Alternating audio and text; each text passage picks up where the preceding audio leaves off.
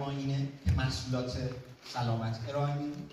شما با این محصولات کیفیت زندگیتون رو بهتر میکنید و کلی توضیحات راجع به محصولات در پایان.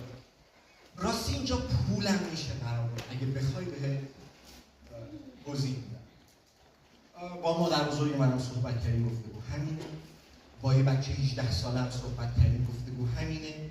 با یه خانم صحبت کردیم، گفتگو همینه. با یک مرد 50 ساله صحبت کردیم، همین. در تمامی حالات گفتگو همینه. شما آدم‌ها یکی آدم‌ها آدم‌ها وقتی که با شما آشنا میشن و براشون حرف میزنید، دنبال اینه که بدونن شما کی هستین، چی هستین و چی ارائه میدید.